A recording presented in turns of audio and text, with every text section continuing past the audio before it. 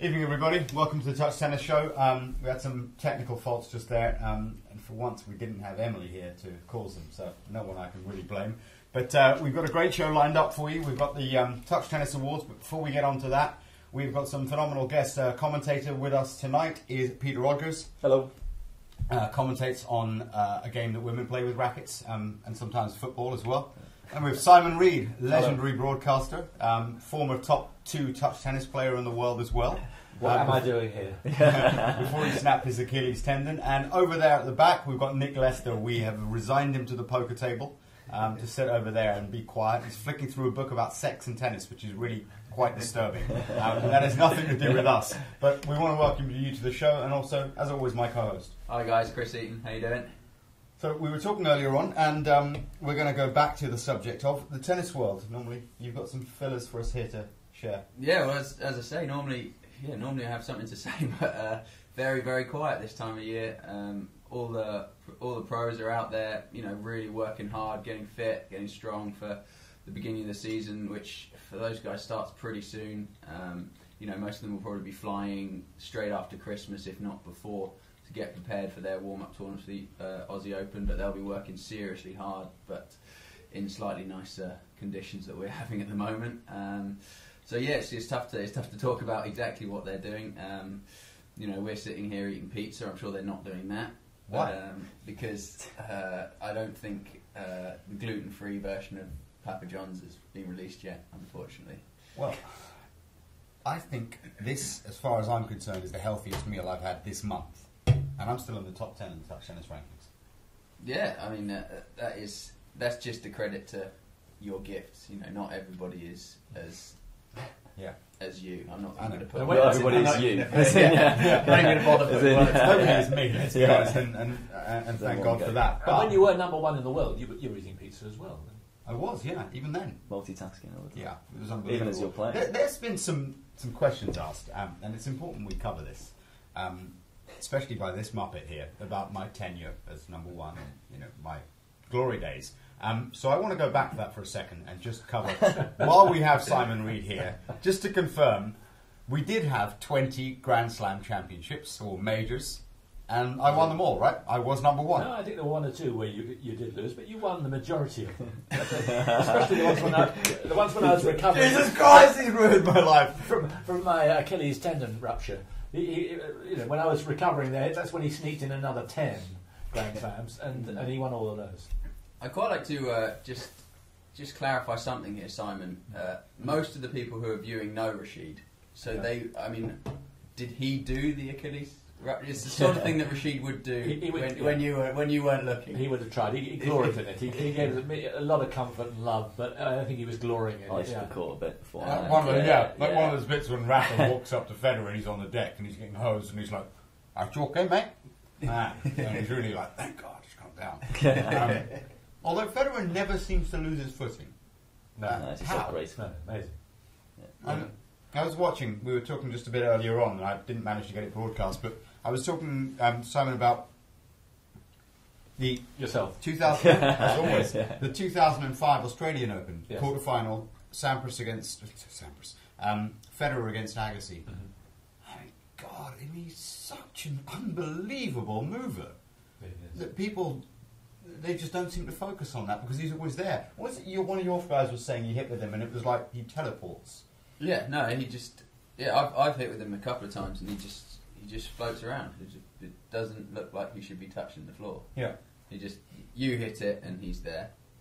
And then sort of you hit it again somewhere else and he's there. And nothing, there's no sound, there's no as a tennis player, you're playing and you feel your opponent, and you just don't feel any description of rush, of distress. There's no lack of time. You hit a big shot and he's just standing there.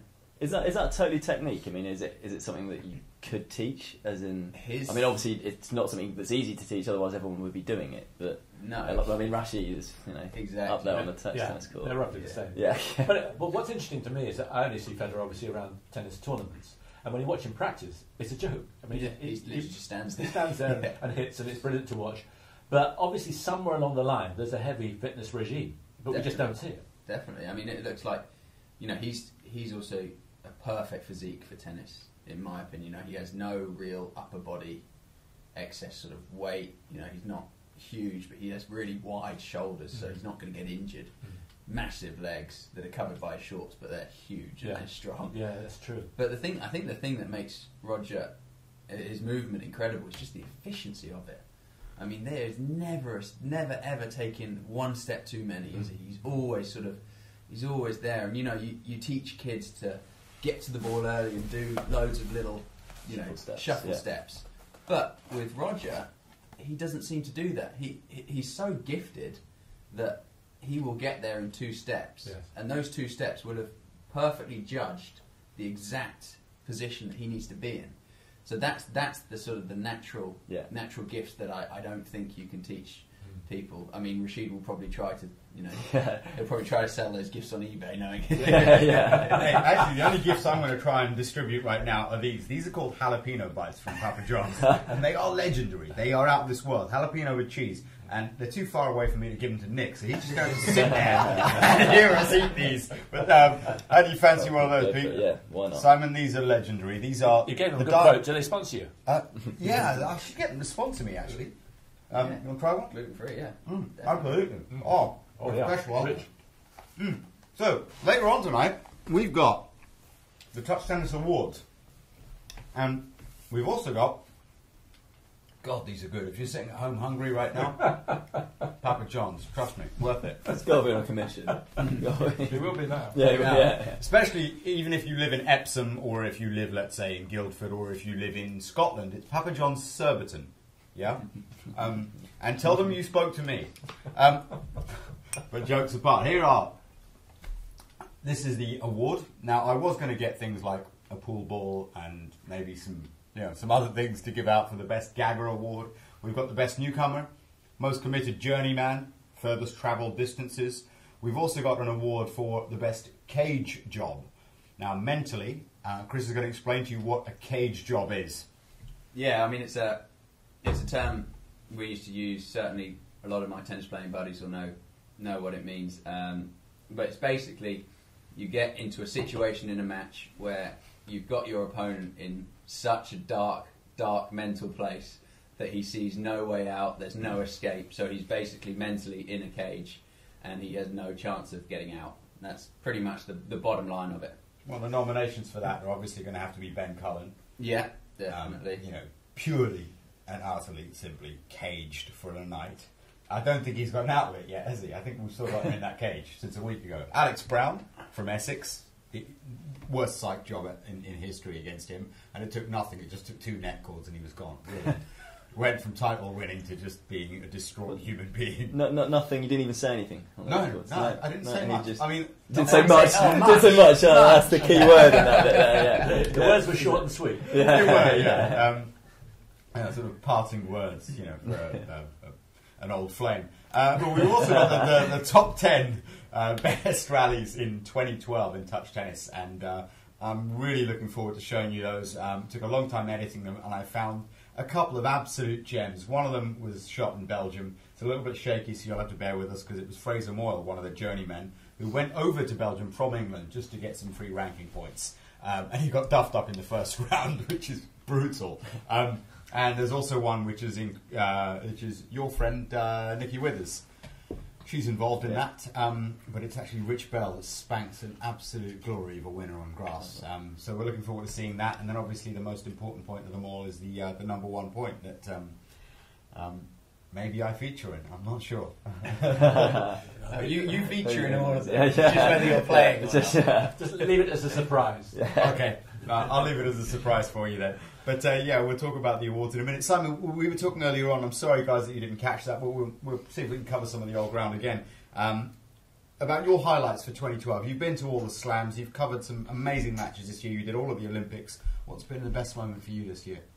For me, really, it was Andy in New York, because over and above all the patriotism that a lot of us feel, I don't know how patriotic you are, Rashid, but I am a little, but I watched Andy through the years, and I've never seen a bloke being denied something that he's worked so hard for and deserves to win, because the skill set is amazing and the work rate is amazing, and yet it seemed like wrong time, wrong scenario. The greatest players of all time were just going to be too good for him. And to be honest, in the end, I was beginning to lose faith. I thought perhaps it wasn't going to happen, and then suddenly it did in New York, and it was a rich experience for me. How big do you think the Olympics win? I think they're little things. They're all, they sort of 1-2% things. I think the Olympics was a couple of percent, perhaps even more. Ivan Lendl, a couple of percent, and it just needed that just to go over the edge. It wasn't something all of a sudden. How much do you put it down to Lendl as well? Because they obviously had a bit of a rough start. It seemed, as in. Well, for me, it's only a little bit, but that little bit was crucial. I think, I don't know. I'd be interested to hear your thoughts, Chris. But going in against a guy who's got a named coach who's done all the things that Ivan has done, that's another weapon to have. I think 100%. I think it gives you a bit more. It certainly gives you more confidence. I mean, knowing that Lendl's in your corner, even just looking up there and seeing that sort of powerful presence, because he's a powerful presence around a tennis tournament. So seeing that would be huge. I actually think it's not as big for Andy, because normally you'd see your coach and you talk tactics with your coach, but Andy is so single-minded, amazingly astute as well. He's single-minded, he knows what he wants, but he's amazingly tactically astute. So he probably would have done a lot of his tactical work himself, but obviously talked it over. But and I've been watching. I don't know if any of you guys have. I've been watching a little bit of stuff. They're doing TV programs at the moment about the British cycling team, who have obviously done so well, and it's all about marginal gains, is what they say. And it really is. When you get to that top level and you watch these boys, and you realise that pretty much every single one of the matches they play against each other comes down to 1 or 2 points. It's 1 or 2% is all you need. And like you were saying, Simon, you think it's just 1 or 2%. That's it. Yeah. That's all it is. And getting it right on the day as well, which is another thing that Andy has obviously struggled with before, but that takes experience. And he has, like you said, he played the Olympics, the Wimbledon final. He almost got it right in the Wimbledon final. He kind of got it right in the Olympics, and it was kind of, getting used to what it's going to feel like. And what he did get right in the Wimbledon final was his reaction afterwards. He wasn't really loved by the British public. No, he is now. Yeah, and exactly. Now he's a winner. So Can I add something there? Yes, I thought you might. Is that a record, Chris? Yeah, that was a long time. He hasn't spoken for 3 minutes. And this might get me shot down in flames, but I don't care. I do actually, because I'm very, very big on British tennis, and I always have been. And I think the majority of English fans had a problem with him. And at Wimbledon, the All England, that changed. Yeah. I was there with my wife, and I went from being very much apathy towards him and just whatever. If he wins, loses, I could care less. I want to watch Federer winning. I want to see and after that, I became a Murray fan. I'm glad about that. But what I seriously don't get, is why there was so much angst about Andy before that. I don't think he deserved that. It's his way in the media, though, isn't it? I think that's it, really. He doesn't care. But he got a PR, onside. After a shocking start, everything was going, I thought, pretty well. We're going to hear Nick later on what he thinks, because he's both sides of the fence. But I thought Andy was doing all right with it. But somehow, it's a bit like you were talking about tennis. It just wasn't working. And suddenly the Wimbledon thing turned it over, and instead of being, he's a bit of a brat, that Scott, suddenly we all love him. I don't quite get why. He seemed to lack a bit of charisma, though, in front of the camera. Anyway, he seemed to lack. I just seemed a bit of a dour Scott, and then he showed emotion, and everyone went, he's human. But I mean, what I was referring to wasn't just that. It was, if you look at someone like Djokovic and Nadal, I've got no time for their style of tennis, and I don't enjoy watching them at all. I don't mind watching them when they're playing Federer, because I'm always rooting for Federer to beat them. So, but now if I watched Andy go out there and play a match, and particularly at the All England, I'd be on Andy's side, which never happened before. And at the Olympics, I wanted him to win, which doesn't happen. I mean, that's, call it patriotism, but it wasn't about that. For me, it's just that up until then, he wasn't a character that you would warm to. Yeah. And tennis is about fanatics, fans. And if we don't warm to the people playing the game, well, no one's going to watch it. They're not going to earn the millions they earn. So they do have a certain responsibility to the fanatics to at least make themselves somewhat endearing or offensive. Be one or the other. Sit in one camp. I'd say I really wanted him to win from early on, just because there's never been, as you said earlier, never been a guy who deserved it so much, particularly from Britain. That's I just felt, but I just felt you take the charisma out of it. As in, he's not a bad guy. He wasn't. He's not a horrible person. As in, it's just you get shove a camera in his face and he freezes a bit, and I just felt for him, and that is just because he hasn't got the show and the chat. It doesn't matter about that in terms of his tennis ability and how hard he's worked for it. Yeah. So I really desperately wanted him to win a final. I was in a similar boat to you because I'm a British tennis player. I know what it's like, and I wanted success for the nation. Doesn't matter who it was, But I think the problem Andy had, and it's another thing that it's crazy to think about, but Andy burst on the scene at 21. You're still so young there, and he's such a like we've touched on before. He's such a single-minded, I will achieve my goals type of person. That, and again, remembering that he's getting 20, 22, 23 at the stage when he was building it up. He's thinking, media. No, that's not going to help me get to my goal. I want to get to my goal. Yeah. But the issue he had, in my opinion, was that fans are not stupid, and they feel that if he doesn't care about them, because that's kind of what he's giving off, because he's so single-minded in his tennis, he's giving off the vibe that he doesn't care about this interview, he just wants to get off. Yeah. So why should the fans care about him? So it's kind of like a give and take thing. And once that started, I guess it was difficult to shake it off, because it exactly. I think that only lasted about a year or two at the most, and yet the residue of it, the feeling of the British public stayed. He's a brat. Definitely. That's the British media, isn't it? And once you label something, it sticks. And that's the crazy thing about tennis at the moment is, Novak, Rafa, and Roger were all exactly the same, but somehow they were able, which is just miraculous, to deal with that sort of media craziness at the age of 21 and 22 and say the right things. They're so charismatic.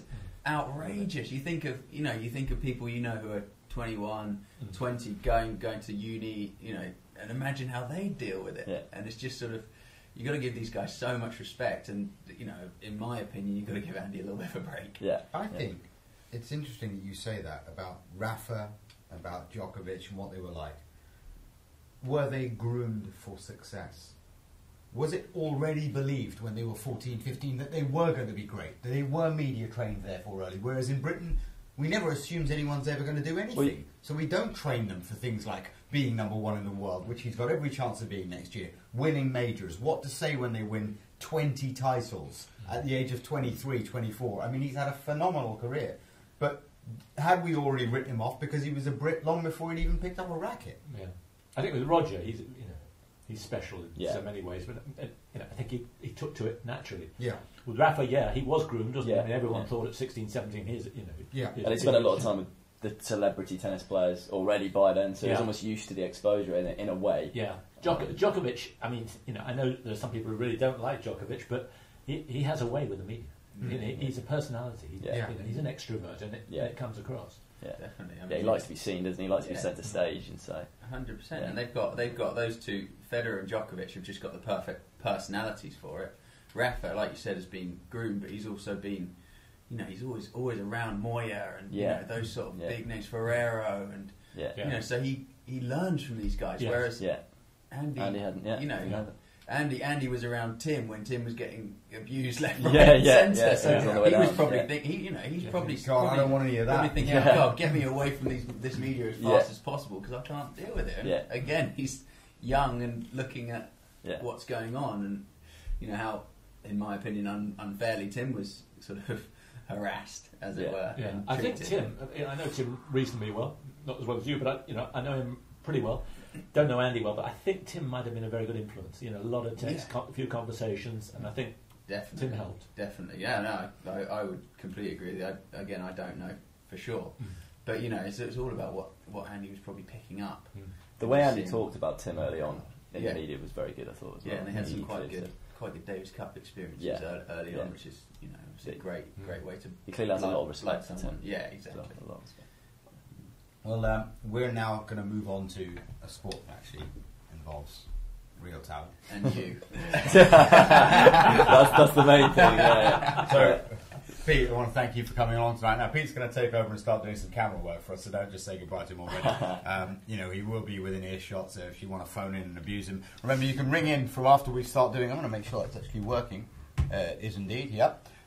If you want to ring in, if you've got any questions for Simon Reed or for Pete, or if you've got questions for Nick Lester or Chris Eaton, call in. The number is 0203 397 4087. I'll give you that again. It's 0203 397 4087. I got that from you, Simon. Not too much abuse, though. That was your voicemail once. Is it really? Yeah. I'll do it again. Yeah. 07973. I won't give you a number. I've had that ever since. I've always done it. And I think either you or Fru gave me that all the best comment. I never used to say that. I can't get it out of my head. I sound like such an old man. But I'm still in the prime of my existence. So now we're going to take you to the top 10 touch tennis rallies of the year. I know you've been waiting to see these. And Chris, I'm sorry, you just didn't feature as highly as you thought you would. It's not my fault. Shocking. Please feel free to call in and say that my outrageously good shot forehand is, ridiculously placed late down the order when, you know, we're thinking maybe 3, 4. You know, I don't want all the glory because it's just not fair on you. But a bit more than Rashid would be good. Yeah, exactly. No, that's not going to happen. I mean, when you learn how to edit on Final Cut Pro, yeah, you can be higher up the rankings. Till then, this is my work, my genius. I'm sorry, trying to be humble on the show. This is my genius. Pete, once again, thanks very much for coming on the show, and enjoy these top 10 rallies. I did.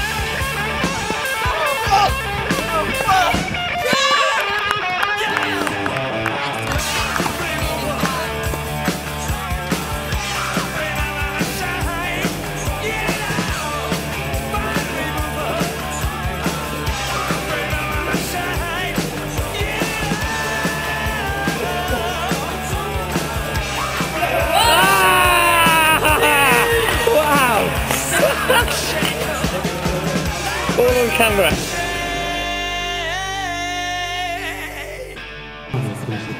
Shoulders out to round, please.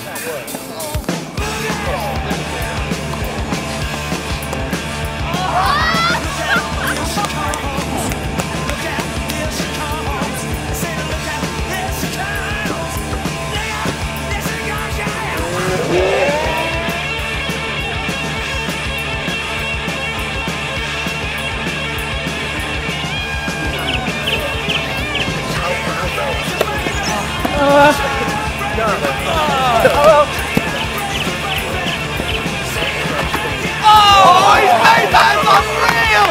That is unreal! It's on film! How good is that? That's scandalous! Slide in around the ball. I think I've just been bent over.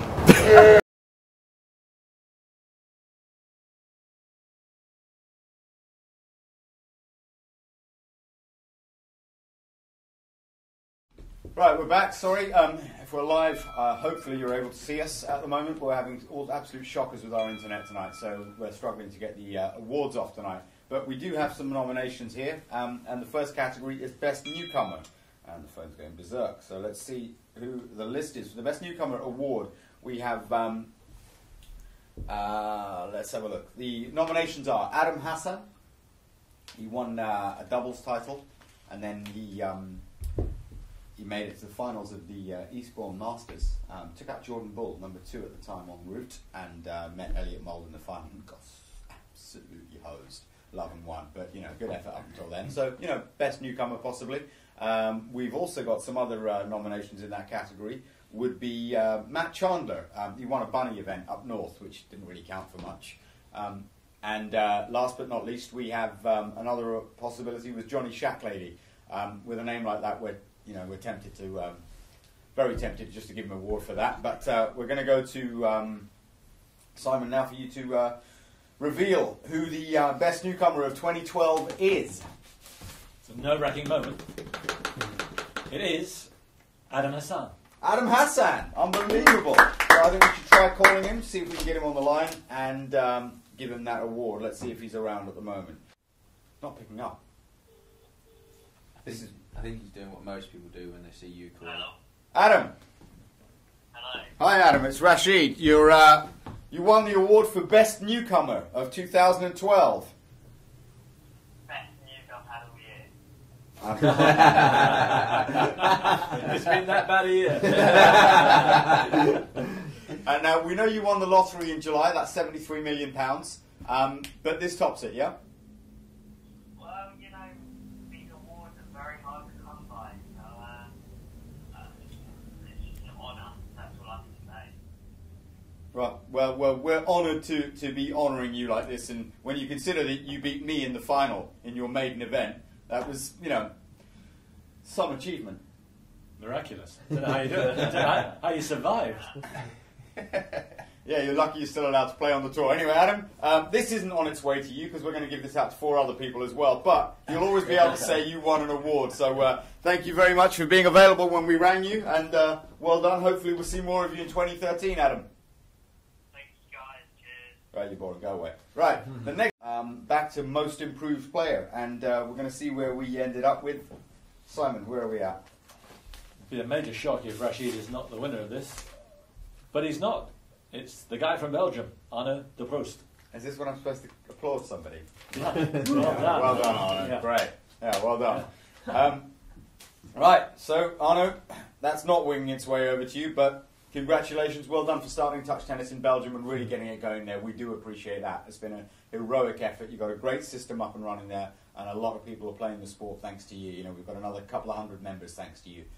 We really do appreciate that. So you do deserve an award, even if it isn't over me.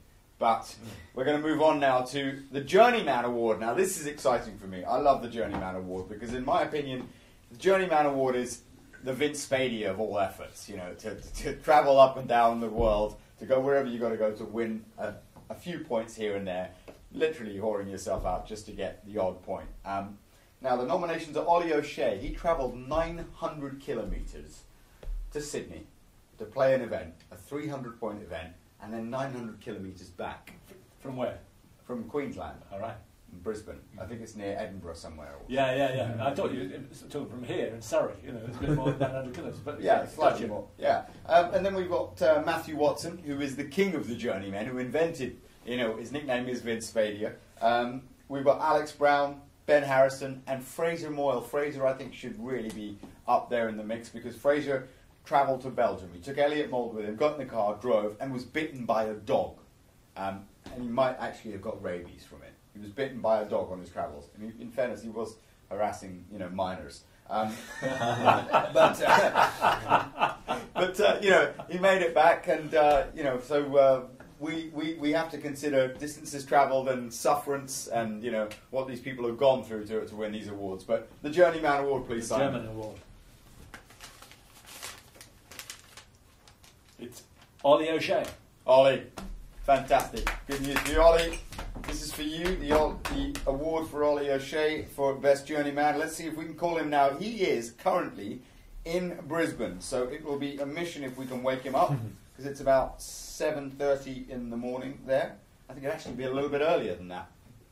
And does the programme's budget stretch to this call? Not sure. I think he's going to have to pay me when he gets here. What a way to wake up, though. Yeah, for an award like this. I mean, could you ask for anything better in life? Well, perhaps. I couldn't think of anything better. Oh, he's ringing.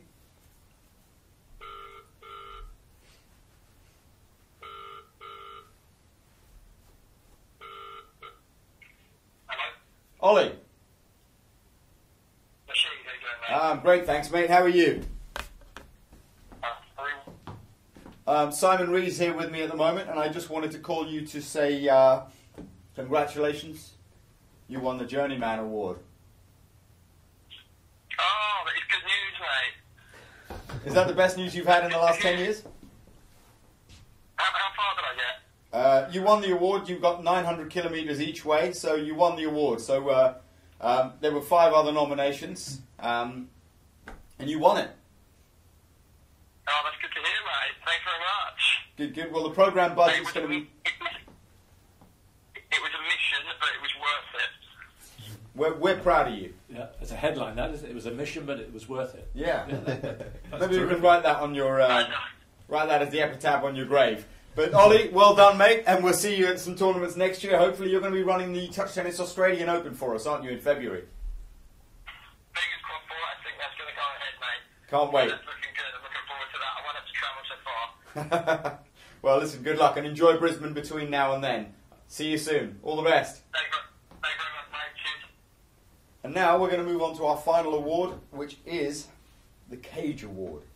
As we described earlier on, it's about who has been put in that cage mentally and stayed there. I think that Ben Cullen, is a possible nomination. When did you switch to a one-hander? Ruined him, absolutely ruined him. He's 2 sets to 1 up. I chucked that one in at the change of ends, and he couldn't hit a backhand to save his life for 2 more sets, and I crushed him. Alex Brown, we could talk a little bit about him. He said at the change of ends to me, he said, "Is that banter?" And I said, "Yeah." He said, "Oh, it burns." And I said, "Yeah, it doesn't burn as much as the infection." I thought that was a fair comment to make, and that was the end of it for him. Really funny. Yeah. And I was talking about gum infection. I borrowed a toothbrush. Yeah. And then we've also got a nomination for Matt Gollidge against Jordan Bull, because that was disastrous. That was so poor. 2 sets to love up. Starts cramping and gags the All England with the BBC there. That's got to be the worst gag job, I think, in history. But Simon, please tell us who the Cage Award goes to this year. For 2012, the Cage Award goes to... Alex Brown. Alex Brown, Alex! We're proud of you, Alex. You won it with that gentle couple of words from me. They, I didn't mean them to sound so bad. Let's see if we can get him on the phone. I'm sure the hurt will stay with you for the rest of your life.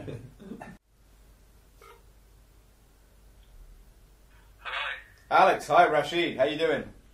Not too bad, yourself? We just thought we'd give you a call. I'm assuming you're watching at the moment, and you know that you won the award for Best psych job, the Cage Award. Oh, I knew that was coming. You got anything to say to about yourself or to Simon Reed for presenting you this award? Well, it still haunts me. I still think about it every night. That one change event. One change event to that one net cord. I was gone. Yeah. And he's so proud of himself too. Yeah, I know. Justice. That's all I can say. Listen, mate, it was a pleasure to own you this year, more than once. A couple of times I managed to do it and come through unscathed. Yeah, never. But enjoy. You were nominated for more than one category, Journeyman as well, but also for Cage Award. So congratulations on winning an award this year. We'll see you on the 2013 calendar. I always do enjoy being in Rome. Rome was a fantastic week. I love being there. I think if you ever get a chance to go to a Masters 1000, I'd certainly go to Rome on the men's side. I think it's a brilliant event. Atmosphere is fantastic. Some wonderful matches. The Italians are very passionate about their tennis. Yeah. That was great. And I love being in New York. New York was fantastic. So I've been lucky enough to do a bit of travelling and see some great matches this year, which has been good. I think we're you know, we talk about this. I think we're very, very fortunate right now with the era we're in. Very fortunate, and I think we need to just enjoy what we have with these four guys, because it's not going to last that much longer. You know, Federer's got probably 18 months, 2 years, probably at the very peak of his game. I think. Rafa, we don't know where Rafa's going. I'd like to see next year some of the younger guys come through. Janovic, obviously in Paris, played very well. Yeah, Janovic. So he's someone that could do well. But I think we're looking now, aren't we? I don't know about you, Simon. I'm looking for the next guy to come along and say who's going to. You know, Berdych is obviously a possibility. It's sad we're missing Soderling still. I think that's a shame. But we're looking for that young guy. Songa, I thought Songa might do it, but I don't think. I agree. Yeah, I agree. I think he's just too in and out, isn't he? He's too in and out. I'm not even sure whatever Roger Rashid can do for him. I don't know. Monfils was someone I love watching Monfils, but he was someone who would break your heart all the time when he played, and that was a kind of shame. But I hope next year we see a couple of guys come through. I thought a lot of Ryan Harrison, but I've heard, having spoken to a lot of guys that Chris knows well as well, that Ryan perhaps doesn't quite have the work ethic. Again, Chris might know that more than I do. But I've heard that from guys who play futures actually in Texas with him his brother a few weeks ago, saying he doesn't quite have the work ethic, so maybe Ryan Harrison might. Jack Sock is someone who I think could do something good for American tennis. Yeah. And again, having spoken to guys, I think Jack Sock could be the next big American player. The one I love watching is Dimitrov, but I'm running out of time with him. Yeah, I agree. I think we've seen good signs from him this year, haven't we? Yeah. Their semis at Queen's, played well in Basel. Yeah. I think there've been better signs from him this year. Who's the guy that played that behind Dimitrov. Shot of the year. He is unbelievably talented. Yeah. And I thought when he split with McNamara, that for me was a bad sign, because McNamara had taken him, looked like he was doing something really, really important with him, and I can only guess at why they split. I think work ethic might have had something to do with it, but I don't know. But maybe. And he was seen on the streets with Maria Sharapova last week, wasn't he? They were hand in hand. I think they were in where was it? Yeah, some rumours that Maria and Grigor are. Hard to feel bad for him. Dating. Yeah, hard to feel bad. Tough one.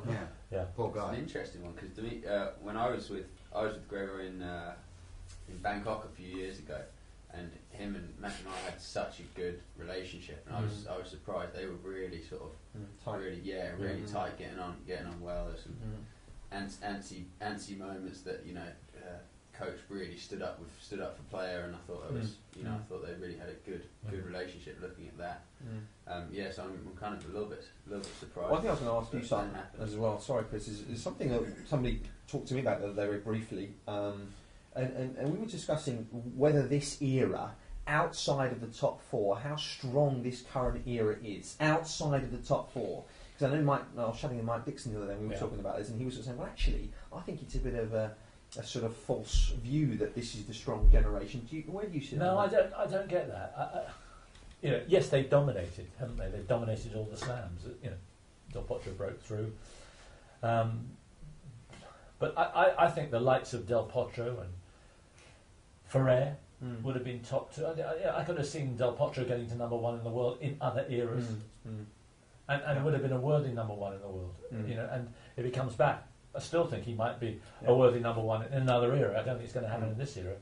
But no, I don't really buy that. Yes, it has been a lock-in for those four, but I think it's because they're for a reason. Yeah, I think I agree with that. Because I can see, I don't think what Ferrer brings to a tennis court is rated highly enough, in my opinion. You know, because certainly before you in the eras before, you had sort of the Hewitts who would bring that, and he was world number one. Yeah. From what I hear, obviously it's not really my generation, but the Musters, you know, bringing that sort of stuff, and he was world number one. Am I right? Yes. Yep.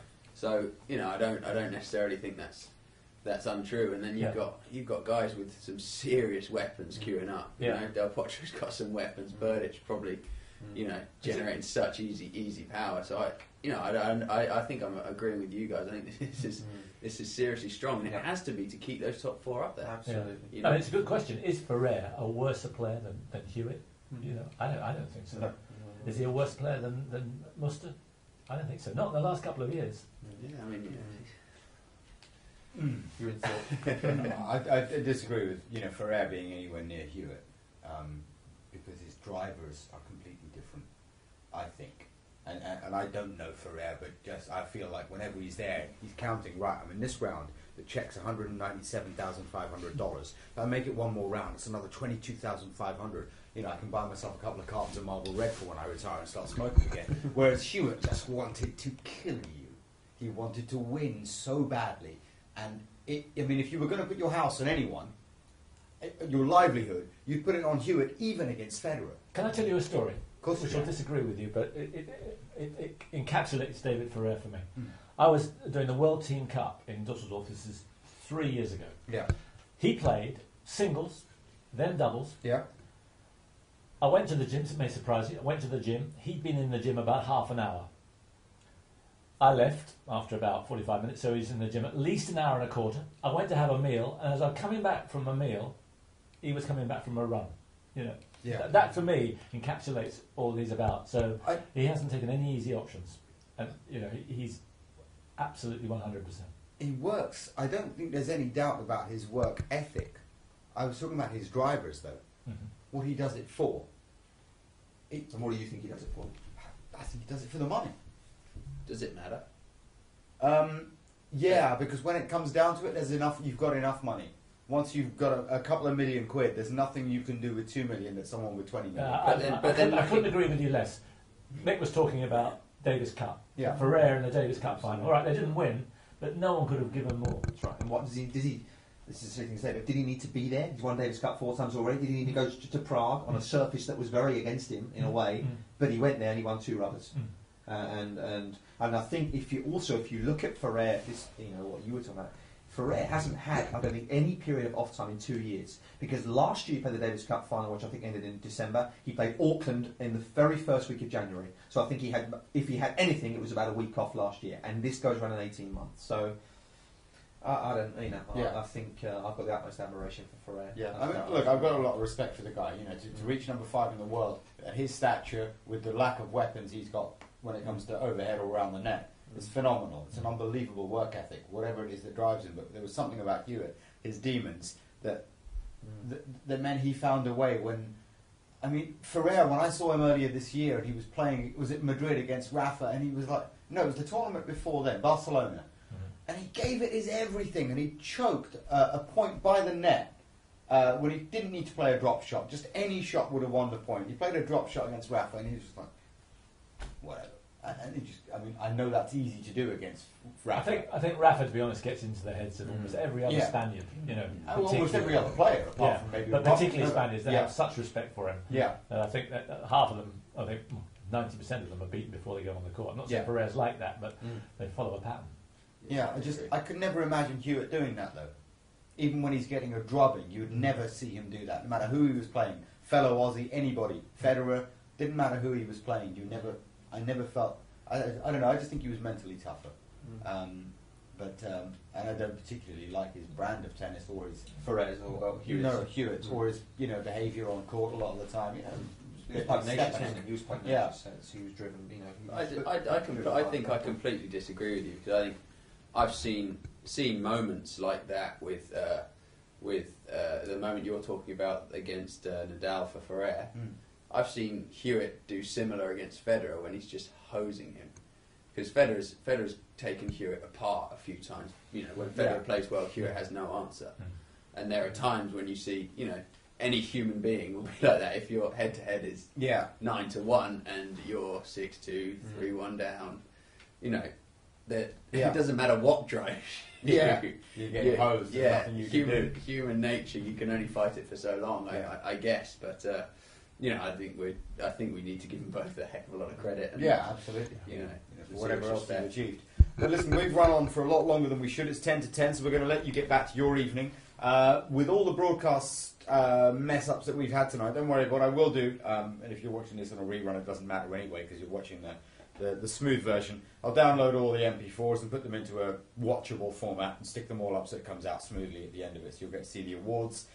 You'll get to see the top 10 best rallies. That will be on YouTube in about 5 or 10 minutes' time. My 2 unbelievable shots that we'll refer to humbly. So that just leaves me to thank, as always, Chris. Thank you for being here with me and helping me set up. This is the last show of the year. We'll be back again at the beginning of the year, and I want to thank our guest tonight who came along. That was Peter Odgers. Thank you, Peter. Nick Lester, thank you for all the support you've given us this year. Your reports from the ground have been invaluable, and none other than Simon Reed. Ladies and gentlemen, we've been in the presence of greatness. He is the person I consider to be the best lead commentator, if not the world, without a shadow of a doubt, on any British television station you'll watch. Simon, that's truly humbling coming from you, Rashid, but thank you very much. I hope it is. We hope you have a great Christmas, and we will see you all in the new year. Bye-bye for now.